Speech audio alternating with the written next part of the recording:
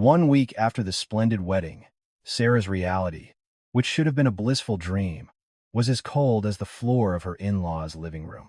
For days, Sarah had been swallowing the question that rose to her throat, wondering about the whereabouts of the keys to her new home. They had clearly signed the lease on a condo, but her mother-in-law, Eleanor's suggestion was firm. The excuse that the interior wasn't finished, and they should stay with her for a while, was less of a request and more of a command that couldn't be refused. Her husband, Mike, simply nodded as if his mother's word was law. And just like that, Sarah walked into the grand prison of her in-laws' house of her own accord. On the first night, Sarah returned from work and had to stop blankly in front of the door. She hadn't been given a house key or the keypad code. "Eleanor, when can I get my key?" she asked cautiously. Eleanor responded with a deceptively benevolent smile. "A key? I'm always home. So what's the worry? I'll have another one made later. For now, just ring the bell and I'll let you in. Isn't that easier?" Sarah didn't recognize the chill hidden behind that smile, at the time the beginning of a bizarre cohabitation where she couldn't even open the door to her own supposed home. The next morning at 6 a.m., a sharp knock shattered the quiet of the house, rapping relentlessly on Sarah's bedroom door. The voice that accompanied the sound was chillingly calm yet coercive. "Sarah, are you awake? Get up and come, make breakfast." Sarah, still groggy, rubbed her eyes and checked the clock.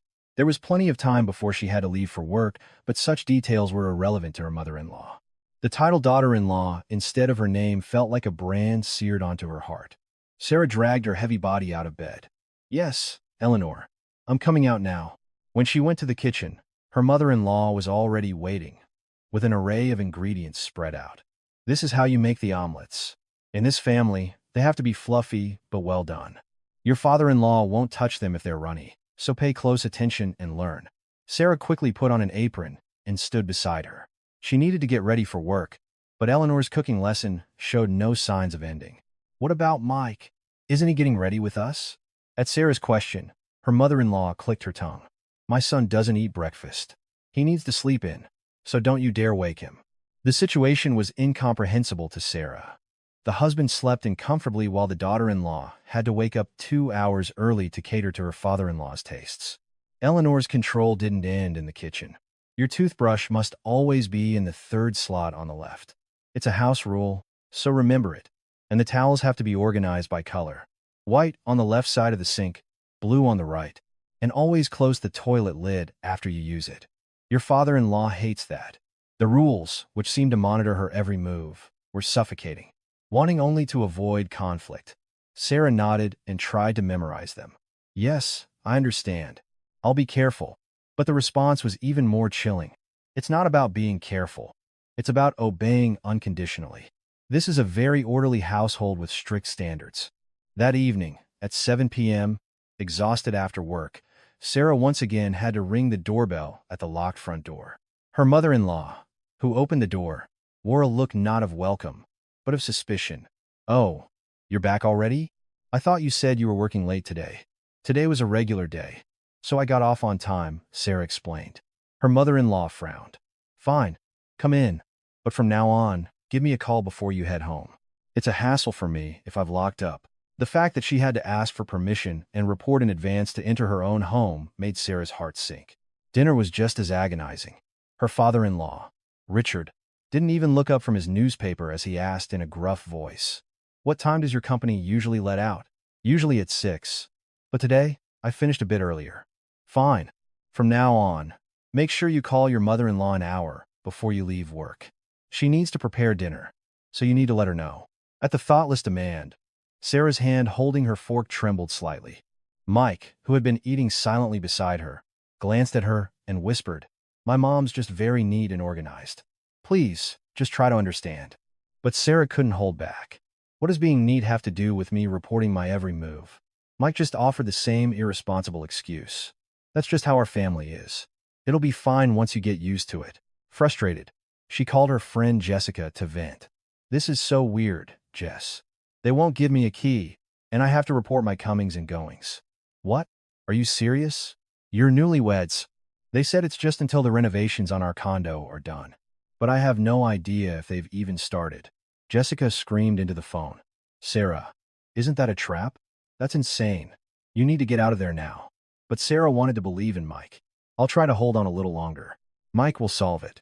That, however, was Sarah's greatest miscalculation. A week into the marriage, Sarah was passing the hallway when she overheard her mother-in-law on the phone. Yes, she's here. I'm in the middle of training her right now. Kids these days have no manners. So you have to nip it in the bud from the very beginning. The honeymoon phase? What's so important about that? You have to establish control early so we'll be comfortable later. I'm teaching her to live by our family's rules, keeping her on a tight leash. The word training felt like it was tearing through Sarah's ears. Her mother-in-law's voice, which regarded her not as a person but as an animal to be tamed, made Sarah freeze in the hallway. Back in her room, Sarah confronted Mike. Did you know your mother is training me? She's not even treating me like a human being. Mike looked flustered, but this time, too, he sided with his mother. What? No. She was probably just saying that. People from her generation often use expressions like that. I heard it with my own ears. She said she's training her daughter-in-law. Mike, terrified, tried to shush her.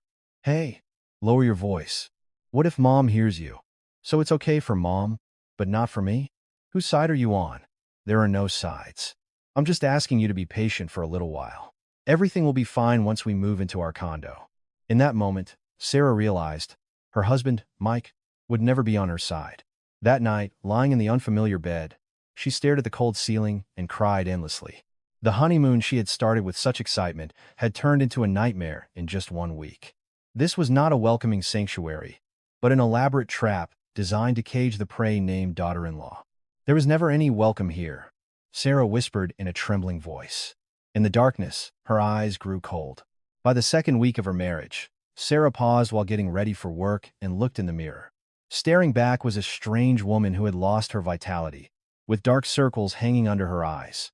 A hellish week had passed, but instead of improving, the situation was slowly and cunningly tightening its grip on her. Sarah, do the dishes before you leave, her mother-in-law's voice commanded as she flung open the kitchen door. Sarah jumped in surprise and checked the clock. 8:10 a.m. It was a time when she'd be late for work even if she sprinted out the door right now. Eleanor, I'm sorry, but I have to leave immediately, or I'll be late. I'll do them when I get back from work. The dishes? How long could that possibly take? If you were quick, you'd be done in no time. Hurry up and do them before you go. Under her mother-in-law's cold gaze, Sarah finally put down her bag and headed to the kitchen. The sink was piled high with dishes that she was sure she had washed the night before. Eleanor, I did all these last night. Did you use more this morning? Besides, now that you're part of this family, isn't this naturally your responsibility? I thought you came from a good family, but I guess they didn't teach you the basics. Sarah bit her lip until she could taste blood and pulled on the rubber gloves. Her fingers trembled as she texted her team lead at work that she would be late. That evening, the humiliation continued at the dinner table. Her father-in-law brusquely folded his newspaper and stared at Sarah. What exactly is it that you do at your company? I work in the corporate services department at a mid-sized firm. I handle a mix of accounting and HR tasks. Corporate services? What's so great about that? Isn't that just running errands for people? Before Sarah could respond, Mike, who was eating next to her, chimed in with a smirk. Oh, Dad, you have no idea. Sarah got chewed out by her boss today. She messed up some paperwork and got a real earful. Sarah stopped her spoon mid-air and shot a look at Mike. That was a concern she had shared with him in the privacy of their room after work. Mike, I told you it wasn't my mistake. The company templates suddenly changed, which caused the confusion. Why are you bringing that up here? Well, it's the truth, isn't it? You still got yelled at, right? At Mike's childish retort, his mother let out a sneer, as if she'd been waiting for it. Well, you can't live by just being book smart. If she's this clumsy with housework, how could she possibly handle her job properly? Kids these days just study. They don't learn any real-life skills. It's a real problem. Eleanor, my work and housework are separate issues. And it's not that I can't do. What do you mean? It's not? It's a fact. Our daughter-in-law comes from an educated family. It seems. Maybe she's not good at menial tasks done with her hands. At her father-in-law's repeated jabs, Sarah gripped her spoon tightly. Her knuckles turned white with rage, but all she received was her husband's mockery and her in-laws' disdain. The rice she swallowed felt like grains of sand in her throat. The next day was Sarah's payday. She was trying to find solace in the numbers on her bank statement at the end of a hard day, But as soon as she entered the house, she found her mother-in-law waiting for her on the living room sofa. "Sarah, you got paid today, right? How much came in?" The unexpected question made Sarah freeze at the entrance. "Eleanor, how did you know it was my payday?" "How else? I heard it from my son. He said you get around $2,800 after taxes, right?" Sarah felt a surge of betrayal and glanced towards Mike's room, but he quickly averted his gaze. "Why are you asking? Why do you think? If you're living in this house, you should contribute to the living expenses. Did you expect to eat and sleep here for free? Living expenses. But you told me to save up quickly for the down payment on our condo, so I've been putting money away. The condo is a future matter. You need to pay for the food you eat and the room you sleep in right now. Nothing in this world is free." Her mother-in-law crossed her arms and scanned Sarah from head to toe. Sarah sighed, her chest feeling tight. "Then, how much should I contribute?" $800 should be reasonable. Make sure you transfer it by the 25th of every month." Sarah was speechless. She was livid at her mother-in-law's audacity to demand such a significant portion of her salary. $800 seems like a lot, don't you think? We need to save money quickly to move out. A lot? Try renting your own place. You couldn't even get a room for that amount. How dare you complain when you're living here comfortably? If you don't like it, pack your bags and get out. Sarah clenched her fists and went to her room. When Mike followed her in, she asked sharply, "Why did you tell your mother about my salary and my payday?" "Oh, come on." She just asked, so I answered. What's there to hide among family? Family? What am I to you? Why would you share my personal information without even discussing it with me? This is a matter of respect. As Sarah's voice rose, Mike irritably lay down on the bed. "Hey, keep it down. If Mom hears, there'll be another scene. Don't be so sensitive. You think I'm the one being sensitive? You're really not on my side. How could you humiliate me at the dinner table like that?" Instead of answering, Mike focused on a game on his phone. Staring at her husband's back as he lay facing the wall, Sarah felt he was the biggest stranger in the world. On a weekend afternoon, feeling suffocated, she took out her phone to call her own mother, but Mike instantly appeared and grabbed her wrist. "Who are you calling? Your mom?" "Yeah. It's been a while since I talked to her. I just wanted to say hi. Don't call now. If you sound upset, your mom might get the wrong idea. My mom is so good to you. It would look like you're tattling on her." A chill went down Sarah's spine. She stared at Mike. "You're afraid? I'll tell my mom the truth. Aren't you? Are you monitoring me?" "It's not monitoring. I'm just worried about misunderstandings. Nothing good comes from airing our dirty laundry. Call her later when we move into the condo." Sarah eventually put her phone back in her pocket. The man who was her husband was not a protective barrier, but a prison guard in the jail of her in-laws' home. That night, Sarah stared at the ceiling in the pitch-dark room. The sweet promises Mike had whispered before their marriage came back to her. His words that they could do anything if they worked together were just bait to reassure her and drag her into this hell. "We were never on the same team. I was alone from the start," Sarah murmured in a trembling voice.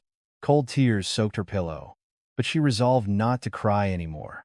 She couldn't wither away and die in this house, shackled by the title of the well-bred daughter-in-law.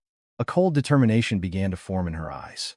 On a Thursday morning, 3 weeks into the marriage, Sarah was rushing to get ready for work when she cautiously spoke to her mother-in-law, who was sitting in the living room. Wanting to avoid upsetting her, she adopted an even more polite attitude than usual. "Eleanor, I have an important client meeting at work today. I'll probably have to work late, so I'll be a little late for dinner." Sarah swallowed nervously, anticipating a barrage of complaints. Surprisingly, her mother-in-law smiled benevolently and nodded agreeably. "All right. I understand. Work comes first. Don't worry about it and take care of your business. Are you sure you'll be okay? I feel bad that I can't help with dinner. Do you think this house will fall apart without you? I'll handle dinner, so don't you worry about a thing." That warm consideration touched a corner of Sarah's heart. As she left the house, she thought, she's finally starting to accept me as family. But that sense of relief didn't last 12 hours. It was past 9 p.m. when Sarah, exhausted, dragged her body home. But what greeted her when she opened the front door was not the warm air of a home, but a chillingly cold silence. The living room was dark, and on the sofa sat her mother-in-law, arms crossed, seemingly glaring at Sarah from the shadows. "Oh, you're just getting in? You're very, very late. I'm sorry, Eleanor. The meeting ran much longer than I expected." Sarah put down her bag and glanced towards the kitchen. She had expected at least a plate of warm food to be left for her. Did everyone have dinner? Did you leave a little for me? Dinner? Oh, we ate a long time ago. Since you said you'd be late, I didn't save anything. Didn't you eat out? Ah, I didn't say I was eating out. So there's nothing for me to eat? Sarah rushed to the kitchen and opened the rice cooker. But it was cold and empty. To make matters worse, when she checked the pantry for rice, it was swept clean, with only dust at the bottom. Eleanor, there's no rice at all. I'm sure there was some this morning. Oh, is that so? I must have used the last of it this morning. I'll have to go to the store and get some more. Her mother-in-law replied nonchalantly as she turned on the television. On a whim, Sarah opened the refrigerator. The usual Tupperware containers of leftovers were nowhere to be seen. After rummaging through every corner of the fridge, she found a container of kimchi hidden behind a milk carton and some leftover vegetables shoved under a bag of onions, as if someone had deliberately hidden them. Why are the leftovers pushed so far back? It's so hard to find anything. Leftovers? Oh, I must have just shoved them in there while I was cleaning the fridge. Look a little harder. How can a young person have such poor eyesight? Just then, Mike emerged from his room and stopped at the kitchen doorway. Even seeing his wife, exhausted and hungry, he didn't step a foot inside. Honey, you haven't eaten yet? What are you doing? Well, there's no rice, and I can't find any of the leftovers. Your mom didn't save anything for me. Oh, well, just make some ramen then. Have a quick bite and come rest. Mike left her with those irresponsible words and slipped back into his room. Dejected, Sarah opened the cupboard to find some ramen. But the box, which was always full, was also empty. Eleanor, there's no ramen either. There were plenty here this morning. Ramen? Oh, Mike must have been hungry this afternoon and cooked a few packs. I guess we're out. I'll have to pick some up on my way home from work tomorrow. Her mother-in-law remained glued to the sofa, showing no intention of getting up. Sarah stood in front of the refrigerator, her breath trembling. Knowing the rice was out and not buying more, hiding perfectly good leftovers in corners, and getting rid of the emergency ramen supply. This was no coincidence. Eleanor, you did this on purpose, didn't you? Sarah walked out to the living room and asked in a shaky voice. What do you mean, on purpose? You're saying some strange things. The fact that you didn't leave a single thing for me to eat.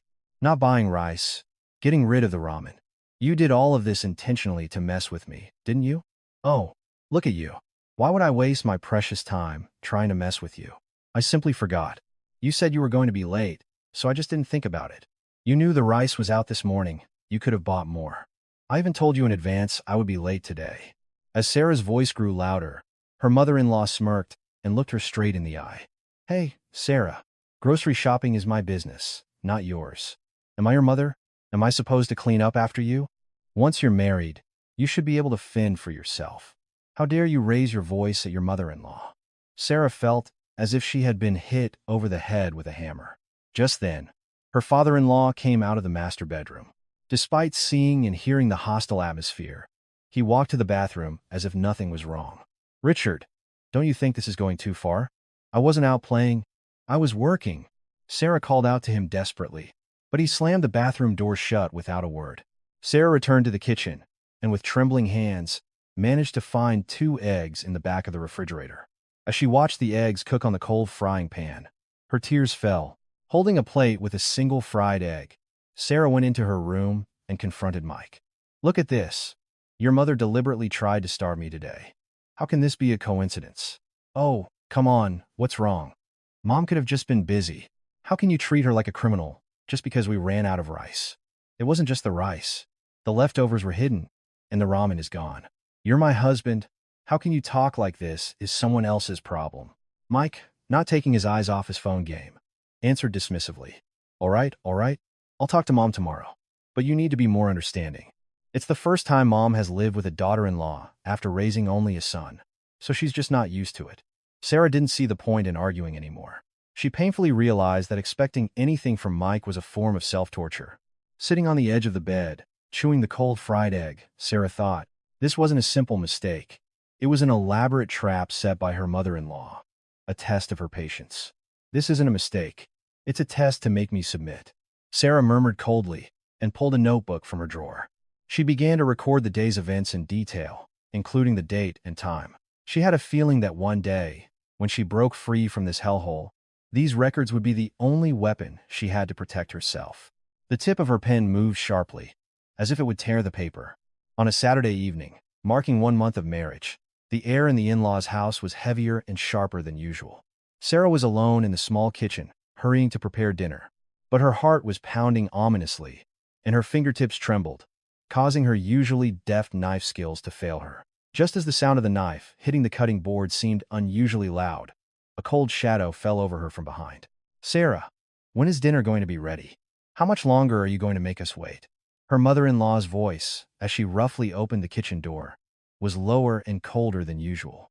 Sarah felt a chill run down her spine and quickly adjusted the heat. "I'm sorry, Eleanor. It'll be ready in just a moment. The soup is almost done boiling." "Just a moment? Look at the clock. It's already 7:30. I've told you countless times that in this house, we start eating at 6:30 sharp no matter what.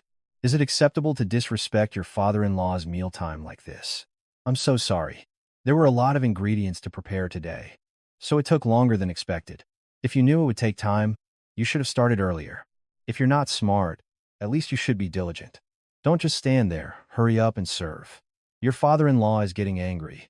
Her mother-in-law shot her a contemptuous look and went back to the living room. Sarah, trying to calm her racing heart, quickly set the table. No sooner had she placed the food on the table than her father-in-law looked into his soup bowl and frowned. "What is this supposed to taste like? Why is the soup so bland? Can't you even season it properly?" "Oh, I'm sorry, Richard. I'll re-season it and bring it back." As a flustered, Sarah tried to get up with the soup bowl. Her mother-in-law, sitting next to her, sharply slapped the back of her hand. A spoon clattered to the floor with a piercing sound. What kind of ill-mannered behavior is this? Taking food back after it's been served? Is that the etiquette of a well-bred daughter-in-law? "But since you said it was bland, I was just trying to fix it. You should have done it right the first place." "What do you mean? What do I do?" "It's because you're not paying attention and doing things half-heartedly that things turn out this way." Her mother-in-law's voice became progressively lower and more venomous. It was the beginning of that specific, quiet rage she displayed when she was furious. Mike sat beside them with his head down, just counting the grains of rice in his bowl. His wife was under attack, yet he didn't utter a word. "Sarah, it's been a month since you came into this house. What have you learned in that time? You can't even serve a meal on time." "Eleanor, I am really trying my best. Juggling work and learning the housework." "Your best? This is your best. The soup is bland. The side dishes are tasteless. And you can't even get the mealtime right. This is your best. This isn't your best. It's arrogance. You're acting this way because you look down on your in-laws." Her mother-in-law angrily threw her chopsticks on the table. The sound made Sarah flinch. It felt like her nails were digging into her palms, about to draw blood, but a fear greater than anger overwhelmed her. "I'll do better, Eleanor. I'll pay more attention and do better. That lip service of 'I'll do better.' I'm sick of it. You need to show it through your actions for me to believe you, don't you think?" Suddenly, her mother-in-law stood up from her chair and slowly approached Sarah. Looking down at her menacingly, she uttered an unbelievable command. "Sarah, kneel." Sarah couldn't believe her ears. In the 21st century, in her own home, a mother-in-law was telling her daughter-in-law to kneel. "Excuse me? What did you just say?" "I said, kneel. Did you not hear me? Stop pretending you didn't hear and kneel down." "Why on earth do I have to kneel? What great sin have I committed for you to do this?" Sarah's voice trembled with a mixture of injustice and shame. But her mother-in-law didn't bat an eye and crossed her arms. "Why? Because the daughter-in-law of this house couldn't even prepare a proper meal and ruined her father-in-law's mood, so she must be punished. That's the rule of this house. If you do something wrong, you kneel and reflect. Punishment. I am a human being. Do you really think it's acceptable to force another person to kneel like this? Why wouldn't it be? If a daughter-in-law doesn't know how to respect her in-laws, she must be taught. Isn't that right, Mike?" Clutching at straws, Sarah looked directly at her husband. But Mike kept his head down, fiddling with his fingers. "Mike, please say something. This is really not right. I need you to stop this." Mike only pursed his lips and never looked up. Seeing his cowardice, his mother delivered the final blow. "Don't count on Mike. My son knows better than anyone that his mother is right. Now, kneel. If you don't want to, you can pack your bags and leave this house right now." "Are you telling me to leave?" "Yes, leave. If you can't follow one rule of this house and only care about your pride, you have no right to be here. Either leave and live as you please, or kneel here and learn. Choose. Sarah's fingertips grew ice cold. It felt like all the blood in her body was rushing to her head. Her father-in-law, who had been silent until then, folded his newspaper and casually remarked, "Don't be so loud. Settle it quietly." His words were not meant to help her. They were a clear command to be docile and not cause a scene, regardless of the tragic situation of her kneeling. In the end, with tears streaming down her face, Sarah slowly bent her knees to the floor. The moment the cold floor touched her skin, her pride shattered along with it. There, now that you understand, get your act together from now on. Get up and do the dishes. Her mother-in-law, seemingly satisfied, sat back down and continued her meal. Sarah's legs were shaking so much she could barely stand up. As she washed the dishes, she saw her reflection in a window. Her eyes were bloodshot and red. Then, she heard her mother-in-law and husband talking in the living room. "Mike, when are you going to take over managing Sarah's bank account?" "I think I need to manage it."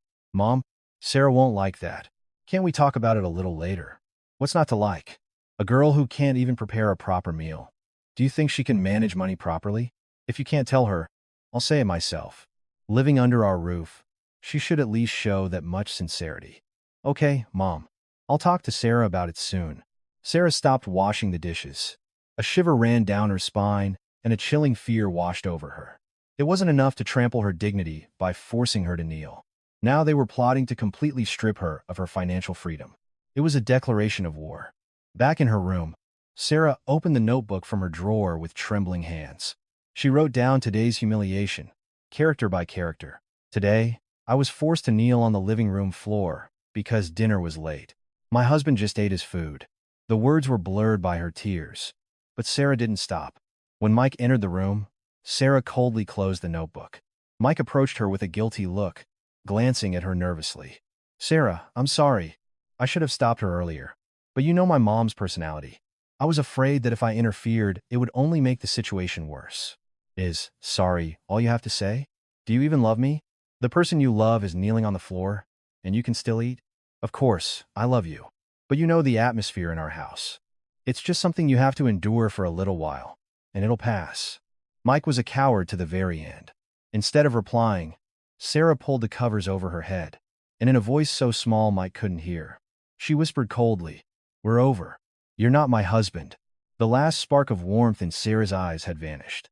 At 4 a.m., in the pitch-black master bedroom, Sarah quietly opened her eyes.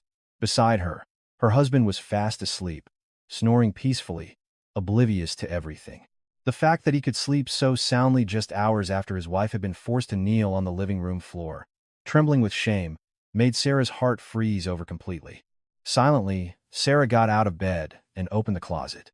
Moving slowly and carefully to avoid making a sound, she pulled out the suitcase she had pushed to the back. There was no hesitation in her hands as she packed.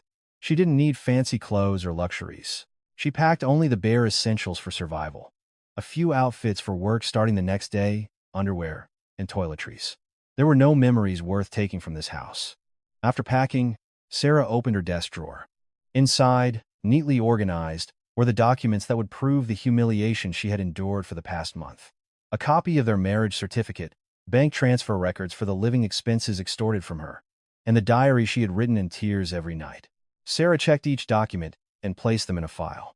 Then, in the very back of the drawer, she found a folded piece of paper. It was her mother-in-law's handwriting. Daughter-in-law's living expenses, $800, month, due by the 25th, confirmed deposit. After 6 months, forcibly take over her bank account to secure full financial control. The contents of the memo were shocking. Sarah let out a hollow laugh. It had all been a planned trap from the beginning, forcing her to move in under the pretext of renovations, controlling her access by withholding a key. It was all part of a cruel project to tame her, to bring his daughter-in-law to heel. Sarah took a picture of the memo with her phone as evidence and put it back where she found it. As she walked out into the dark living room, she saw the spot at the dining table where she had knelt the day before. Her chest felt tight, and her nose stung, but surprisingly, no tears came. It was as if she had already cried them all. From her bag, Sarah took out a white envelope.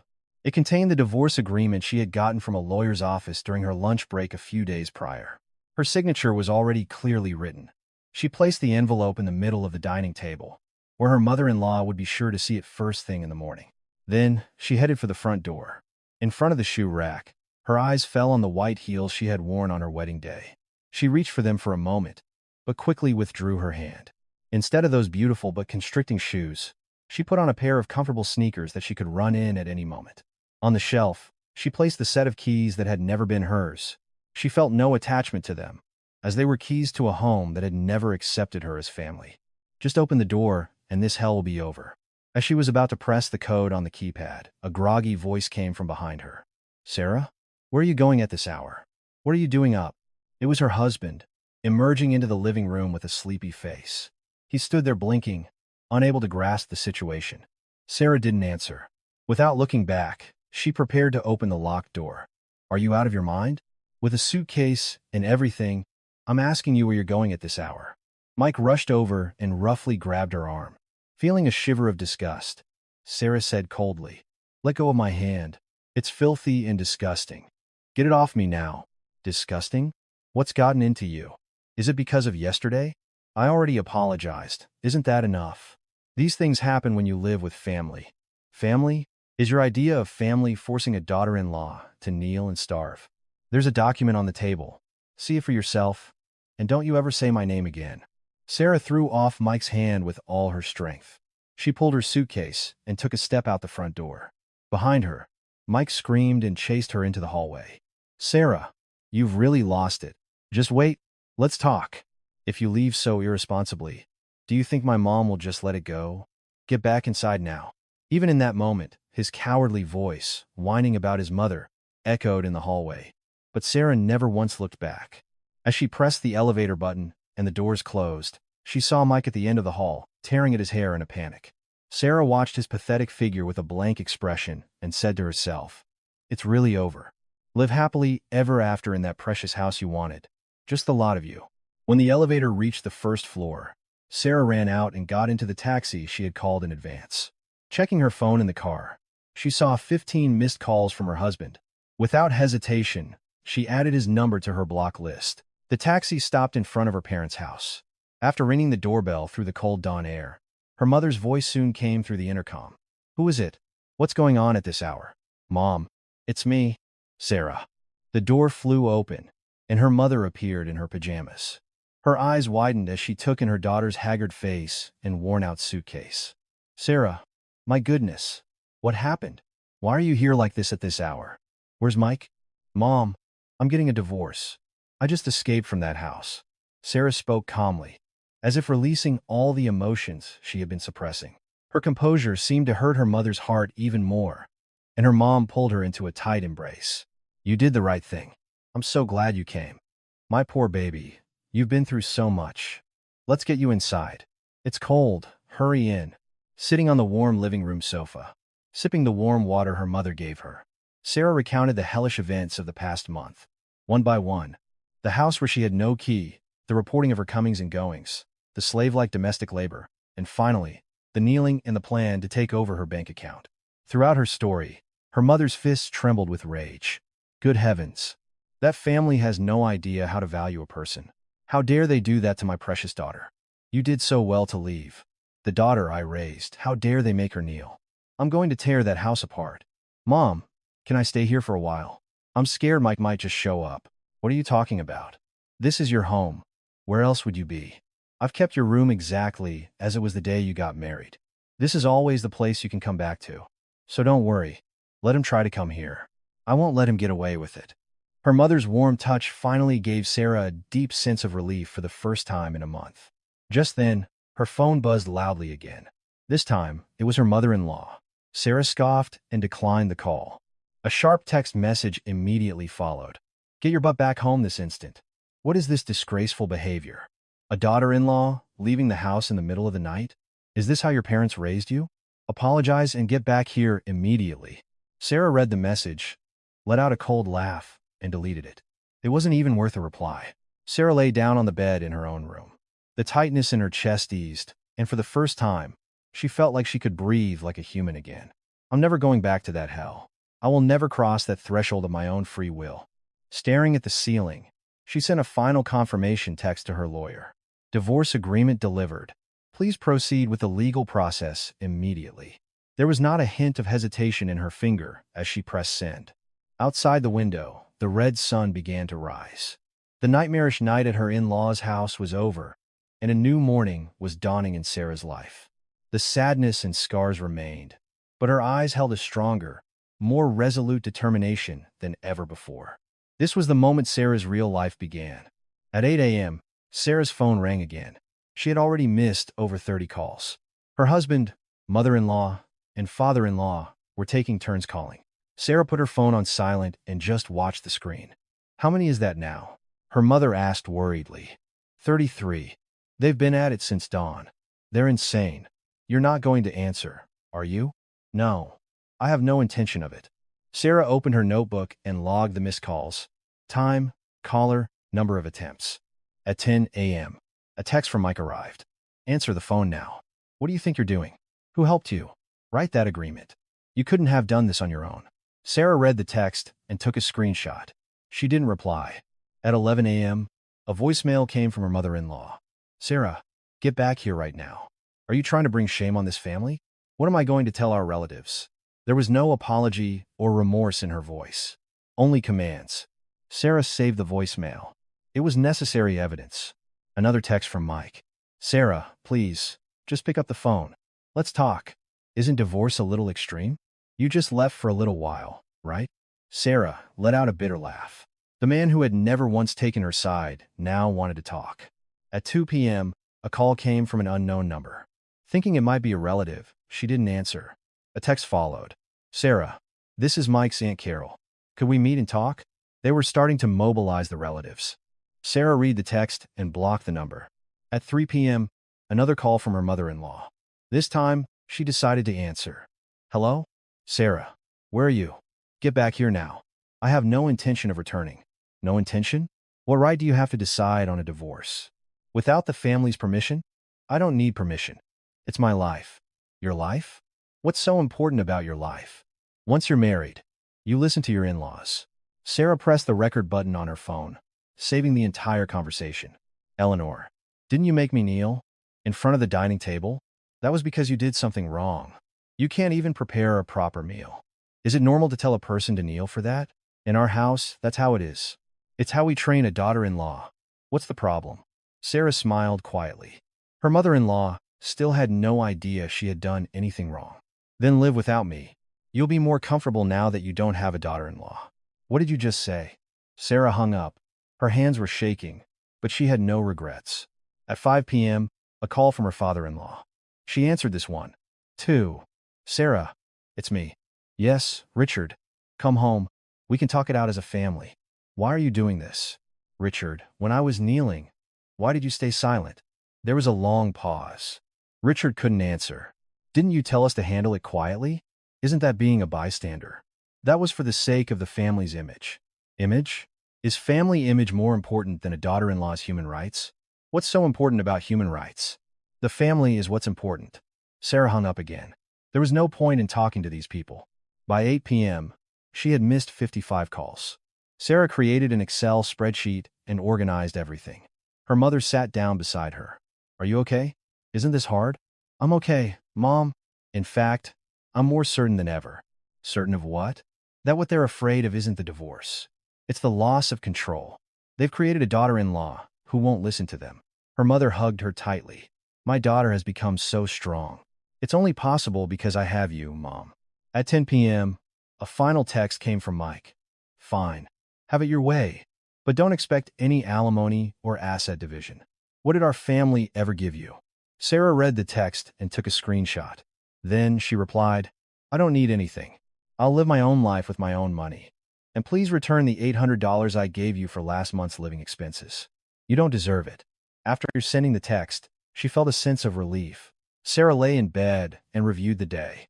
55 calls, 12 texts, 3 voicemails, all documented. Not a single, "I'm sorry," she murmured to herself. Not apologies, only commands and threats. She put down her phone and closed her eyes. Her resolve hadn't wavered. It had only grown stronger. "I did the right thing. I really did the right thing," Sarah told herself. This was true freedom. On the third day, a call came from Mike's Aunt Carol. This time, Sarah decided to answer. Yes, Aunt Carol. I hear you've left the house. What happened? Yes, I have. I'm in the process of filing for divorce. A sigh came through the phone. I know that family can be a bit difficult, but isn't divorce a little extreme? It was more than just difficult. They made me kneel. In front of the dining table. What? They made you kneel? Her aunt's voice rose. Sarah calmly explained. They told me to kneel because I was late serving dinner. My father-in-law just told us to be quiet. My God, what kind of family does that in this day and age? That's why I left. I couldn't take it anymore. Her aunt was silent for a long time.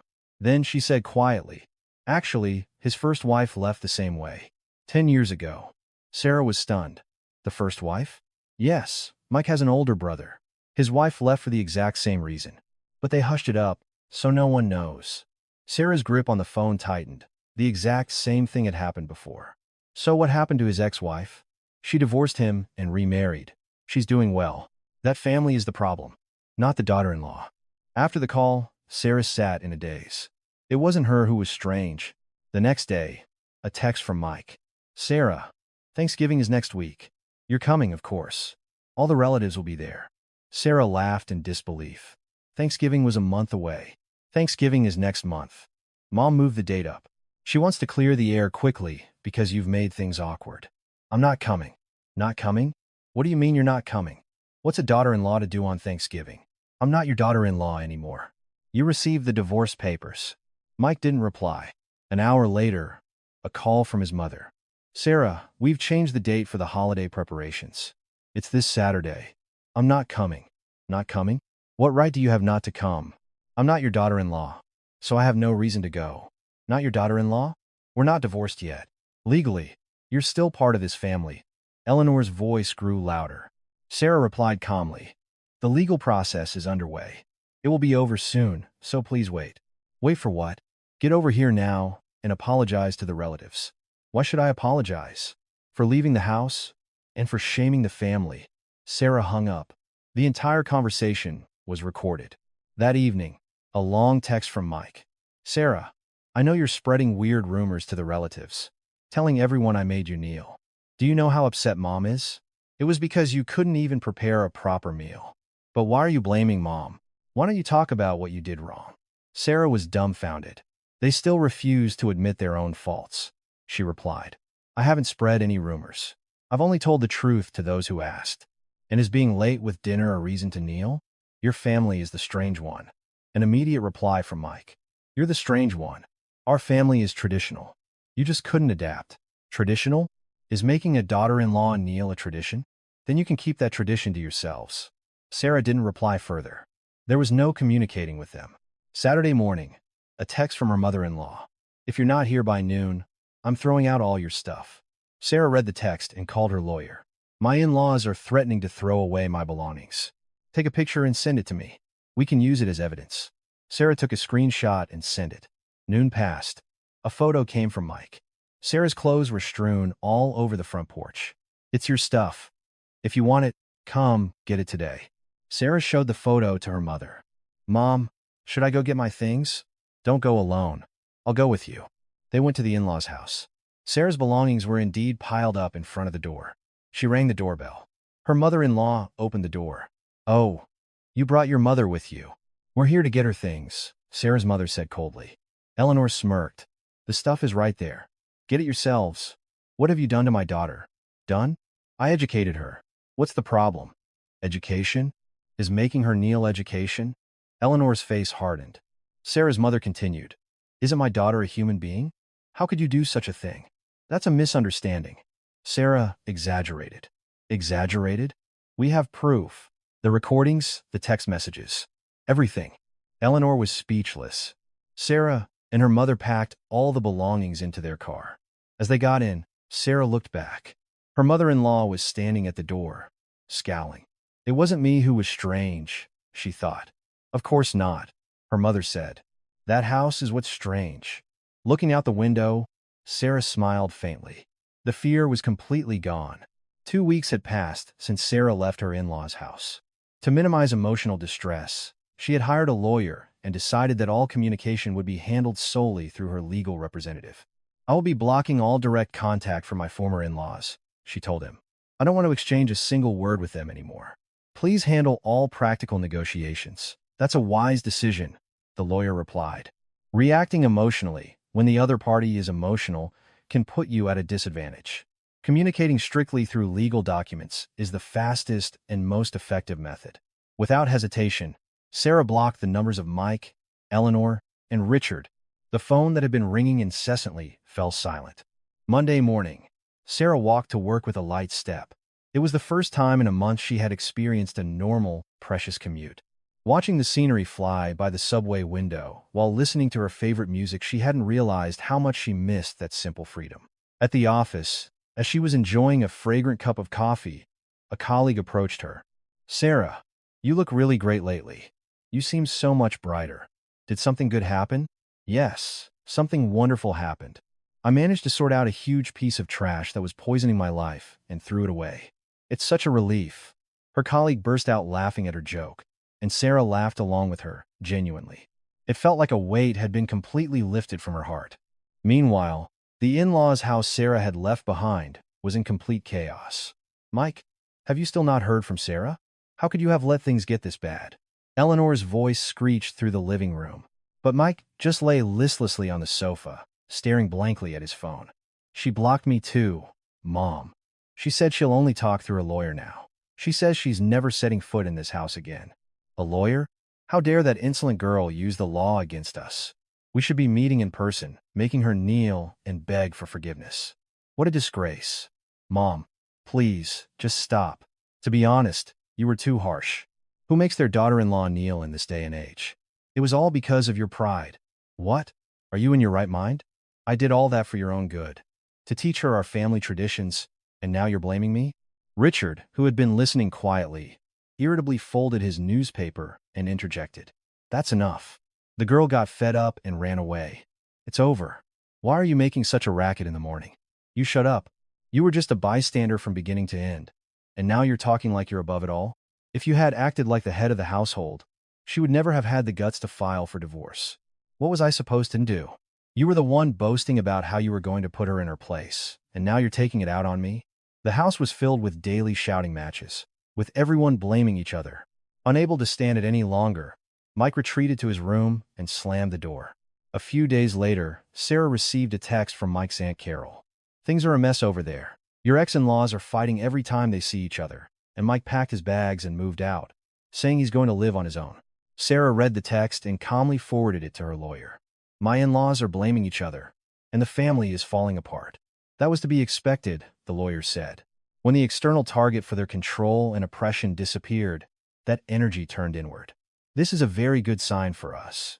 The more exhausted they become, the faster we'll reach an agreement." The lawyer's prediction was spot on. 2 weeks later, the in-laws finally surrendered. "Congratulations, Sarah. The other party has agreed to the divorce. They've agreed to proceed with an uncontested divorce, with no claims for alimony or asset division. It ended much faster than I thought." "That's a relief." "Yes. It seems the elders in that family are extremely afraid of this matter becoming public. They value their reputation above all else, and it looks like they've decided to wrap it up quickly to save face." Sarah hung up and looked out the window. The warm afternoon sun caressed her face. The month-long nightmare had finally come to an end. Another month passed, and Sarah received the final divorce decree from the court. Her heart swelled as she opened the envelope and confirmed the result. "Mom, it's really over. I'm legally and completely single now." Her mother patted her shoulder, her eyes welling up. "You've been through so much, my daughter. That was a truly courageous choice. I'm so proud of you." That evening, a final message came from Aunt Carol. "Mike ended up getting his own studio apartment, and Eleanor has become a recluse, not even seeing her friends in the neighborhood. Richard is just drinking every day. The family is a complete wreck. I guess they finally realized what a huge sacrifice you were making to hold that family together." After a long pause, Sarah replied, "Aunt Carol, I wasn't the pillar holding them up. I was just the scapegoat for their frustrations. What happens in that family has nothing to do with me anymore. I'm going to live my own life now. Thank you for everything." After sending the text, Sarah blocked and deleted her aunt's number too. She had completely cut away the fragments of her past. The next day, on her way to work, there was no shadow on Sarah's face in the mirror. The dark circles that had weighed down her eyes were gone, replaced by a healthy glow. As she entered the office, her team lead called her over with a bright smile. "Sarah, about this new project, how would you like to take the lead on it? You're more than capable, and I think you'll do a great job." "Really? Thank you so much for trusting me. I'll do my best to deliver results." After work, she met up with friends for the first time in a long while. As soon as they saw her, they cheered and applauded. "Sarah, you're like a whole new person. The confident Sarah we used to know is back." "Yep. Once I got rid of that giant piece of trash in my life, even the air feels different. I'm truly happy now." On her way home after a fun evening with her friends, Sarah looked up at the starry night sky. This moment, not as someone's daughter-in-law or someone's wife, but simply as Sarah, felt like the greatest gift of her life. The in-laws had collapsed on their own, without any revenge from Sarah. When the object of their control and oppression disappeared, their dysfunctional family dynamic became a poison that destroyed them from within. All Sarah did was quietly protect herself, but that turned out to be the most powerful victory. "I did so well. You did great, Sarah," she told herself. Having reclaimed her self-esteem and confidence, Sarah no longer looked back. She stepped forward powerfully, only towards the bright future ahead. It was a complete liberation and the beginning of true freedom.